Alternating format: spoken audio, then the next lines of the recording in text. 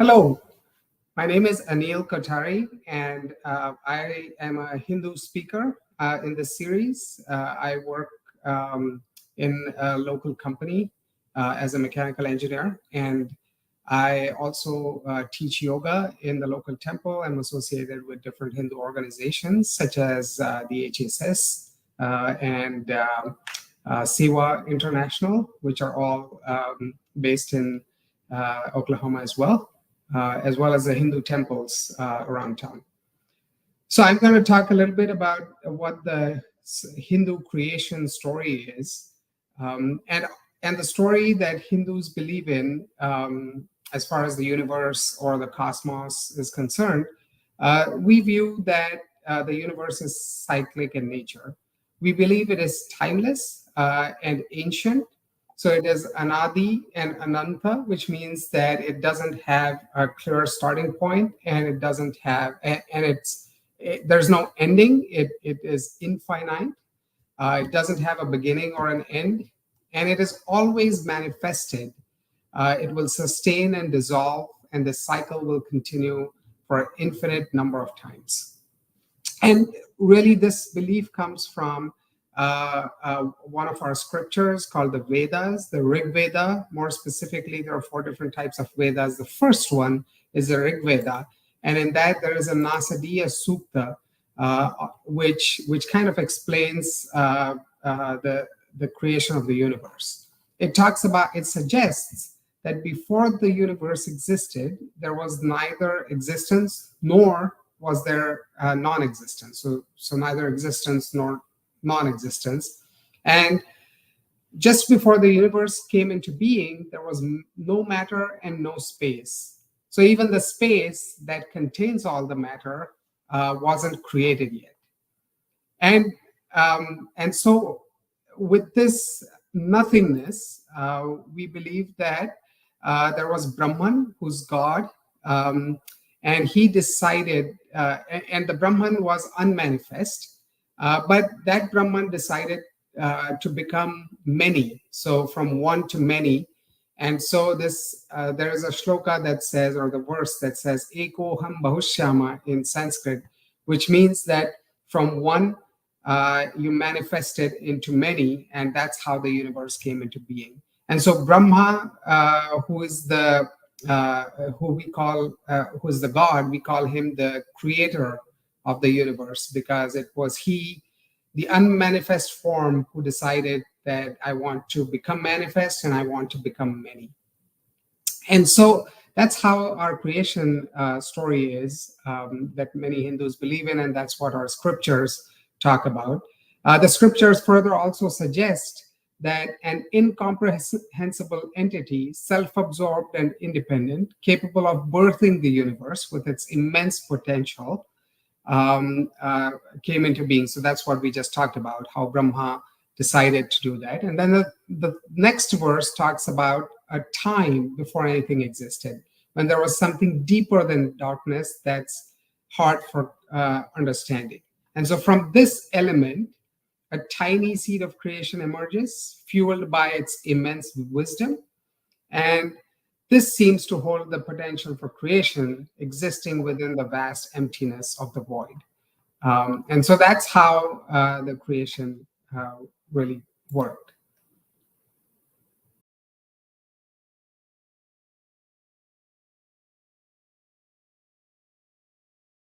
My name is Nina Ford. I'm a full-blooded Cheyenne with the Cheyenne and Arapaho tribes of Oklahoma. I was born and raised in Oklahoma, and I've lived here all my life.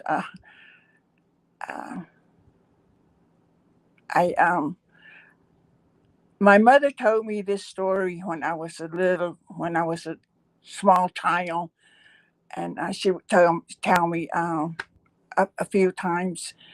I don't remember all the details, the little things, but I remember the bigger things. Okay, when long ago, she tells me, long ago, we lived, and we were used to be eaten by the buffalo, the Indian people, the people. My mom used to say the people. The people used to be eaten by the buffalo, and they lived in this stand of trees that surrounded their camp. Uh, my mother used to say they were big, big trees, and these buffalo would come and try to knock the trees down. They would hit the trees with their head until the head started bleeding. And then the next group would come and try. So the people finally got tired of being afraid. So they sent a message to the buffalo telling them, "We will have a race, and whoever wins that race will be the dominant race, will be the one that will eat the other one." So the buffalo said, "Okay, get your people together, and whoever's going to run for you, you bring them, and we'll start this race." So they had selected the buffalo had selected their best runners and their strongest runners, and the people picked different animals that knew how to run, that could run good. Uh, I don't. My mother used to tell me the names of these different animals, but I can't remember them all. I know there was the deer and even a bird, and I don't remember them all, but the man started the race, and he ran as far as he could, and when he couldn't run anymore, one of the animals came and took over for him and did how far he could go and how long he could last in the race. So it went like that. They all took turns. They all took turns, and then finally it was getting to the end of the race, and the last animal to run the race for us was the road runner, and the road runner won the race for us. So that is why we eat the buffalo. And that my mother said they didn't want to give up, but they did. So when they finally decided, they ate one last human, one last person, and they took a part. I don't remember what part of the body it was from. They took from the human, but they put it in his neck under his. So he said that he would have that to eat whenever he got tired and wanted to eat. And that's why you see the buffalo with this large hanging thing down his neck. That's the part that he kept of the human that he would use, that he would eat whenever he got hungry or tired. So that was how we came to be the dominant race in our stories.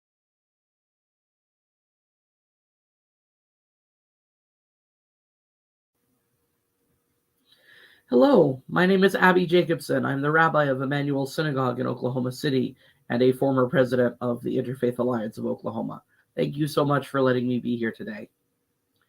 I have a story that I think many people are familiar with, and that is a certain perspective on creation that is taken from the Jewish perspective and sometimes is also shared by other faiths like Christianity. Maybe this will be a little Jewish flavored. To start out, why do we start out telling how everything came to be at the beginning of the book? Maybe we should start with something exciting. You know, TV shows start with action scenes and movies start with credits and interesting bits. Shouldn't we start with something like the Exodus from Egypt or Abraham being called by God? Something a little, I don't know, a little meatier to the story, rather than a list of things God created and in what order. So in the Jewish community, we believe that the reason it starts that way is to teach us some things that would be hard to teach us if we didn't hear them in this story. Kind of like teaching kids the story of the boy who cried wolf. It's easier to say, don't lie and don't make things up, but it's not as memorable. And if you think back to your childhood, you probably heard the boy who cried wolf an awful lot more than you heard don't exaggerate. So in the Jewish community, very oldest, most traditional way of looking at the Bible is that the first few chapters of Genesis are not meant to be taken historically. They're meant to teach us lessons through story rather than teaching us lessons through history. So they're kind of metaphor. In the first place, one of the lessons we're meant to take is that God owns the land. The earth belongs to God, as well as everything in it. And in order to reinforce that to us, we who love to buy land and own it and plant tomatoes on it and put trees up and change the name of it and carve our faces into things, we get a story. And the story begins with the earth was nothing, shapeless and void. There was some stuff, but it didn't have a shape until God created it. In Hebrew, only God can create. There's a completely different word for when people create, or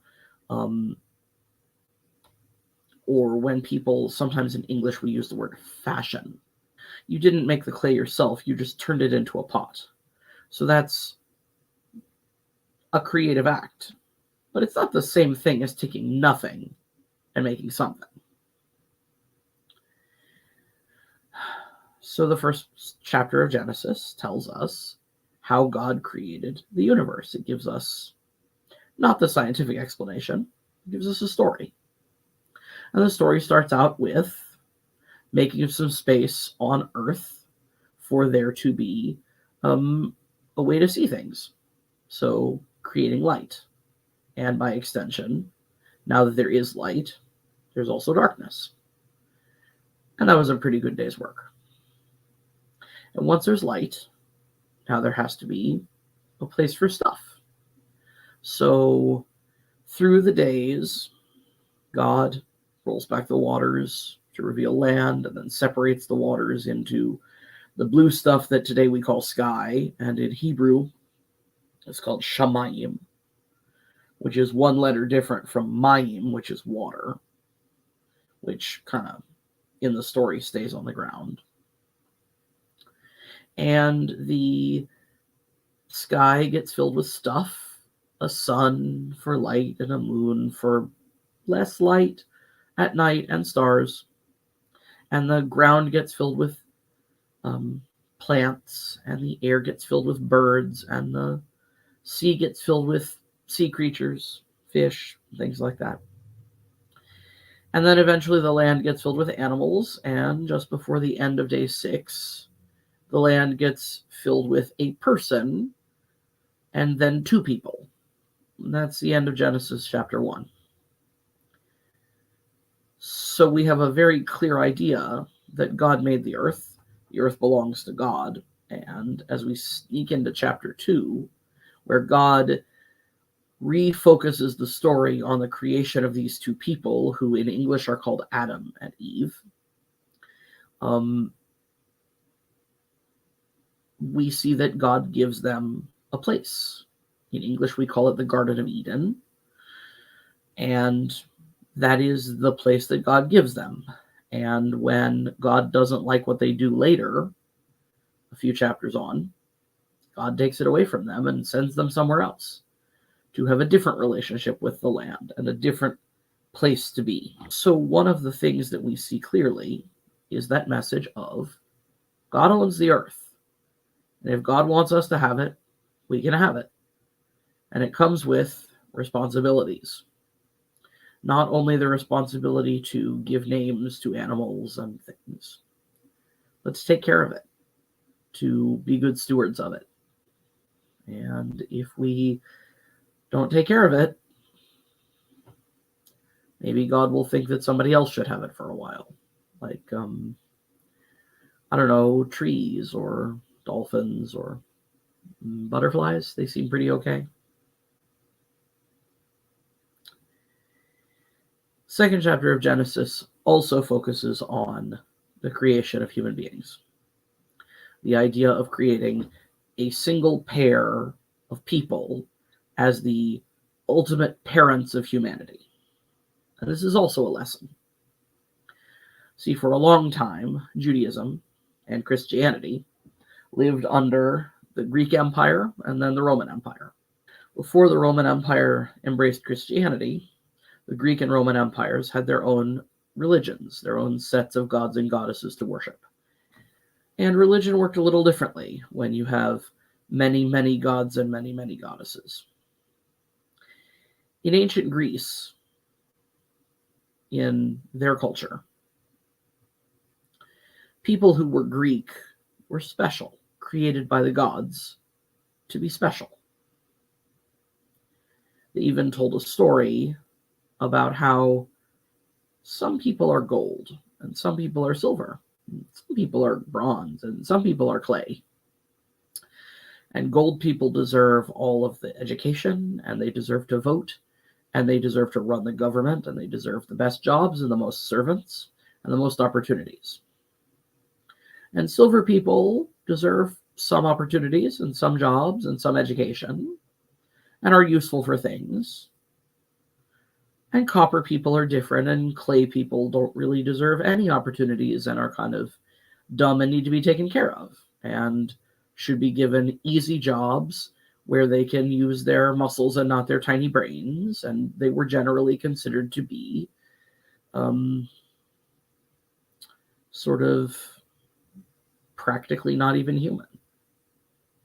And the story went on in this idea in ancient Greece that sometimes you had a gold child born to a copper family or a bronze family or a clay family, and then it was your job to take that kid away and give them all the education and the opportunities they could, far away from their parents, who would be nothing but a corrupting, dumb influence on them.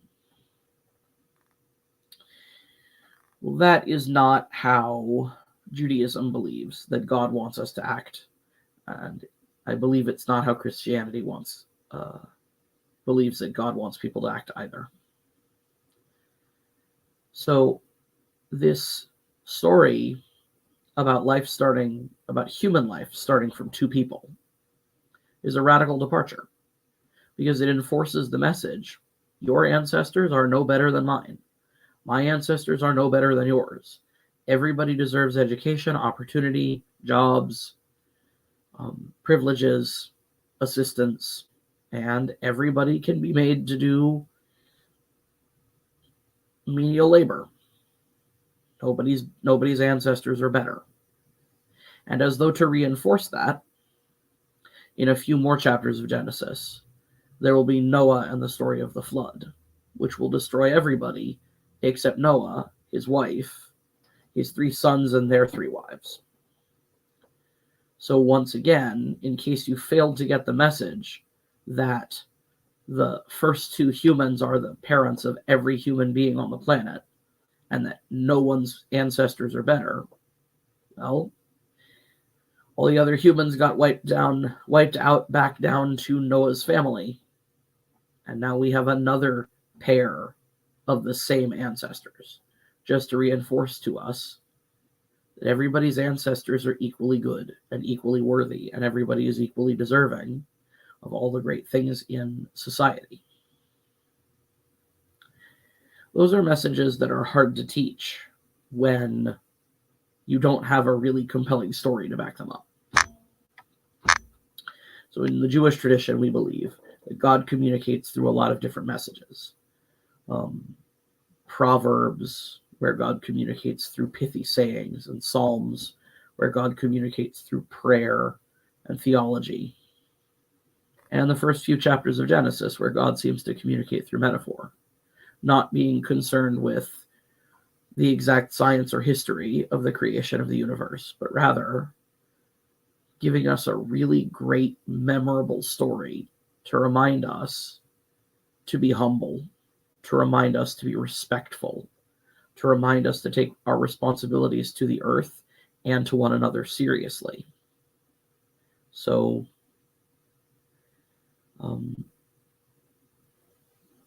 so we don't just read about the first few chapters. We don't just read in the first few chapters about the creation of the universe or the creation of humans. We also read about the creation of ideas and the responsibility to use those ideas to make the world a better place to live. Thanks for having me.